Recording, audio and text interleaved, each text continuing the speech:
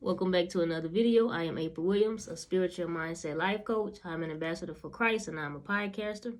Shout out to the chosen ones. Just know if you found this video, it is not by chance, it is not by accident, but my channel, and I am all about inspiring you, uplifting you, motivating you, encouraging you to boldly and unapologetically step into the calling the Lord has placed on your life and to fulfill your purpose. So with that being said, the Lord really dropped it in my spirit about how we have to guard our minds.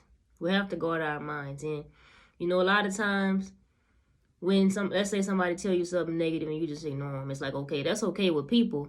But when the enemy tells you something negative and the enemy plants a negative thought in your head, you cannot ignore it. Because think about it. Let's say the enemy drops something negative in your mind.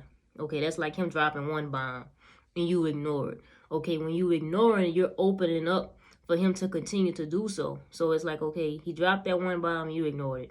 Okay.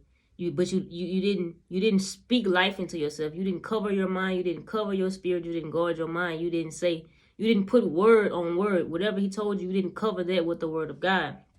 So you left that space open. Okay. The next day, the next week, the next month, whatever time length it may be, he dropped another bomb. You ignored that one. He dropped another bomb. It's like the more you ignore it, the more you leave room and you leave the door open for him to come in and just continue to speak negatively to your mind, because you're just ignoring it. We cannot ignore it. Whenever those negative thoughts come and the enemy drop something in your mind, drop something in your spirit, you have to guard your mind. You have to block out those negative thoughts. You have to rebuke the enemy, and you have to put word over word. Whatever the enemy may tell you, okay, you replaced it with the word of God. You know what the word of God says about you. The Lord says you are fearfully and wonderfully made. He made you in his own image. You know, you can do all things through Christ who strengthens you. Just those small things that you know, whatever you know, just cover that word with word, and don't allow those thoughts just to sit there. Like I say, ignoring them. That's the worst thing we can do as people and as chosen ones. That's the worst thing we could do is ignore those negative thoughts, because the more you ignore them, the more the enemy is going to come in and just drop more bombs, drop more bombs, drop more bombs. So to avoid all that, as soon as the enemy put a negative thoughts in your mind, you block it out. You block it out with the word of God. You block it out with the truth about yourself. You speak life. You speak positivity. You speak your positive affirmations.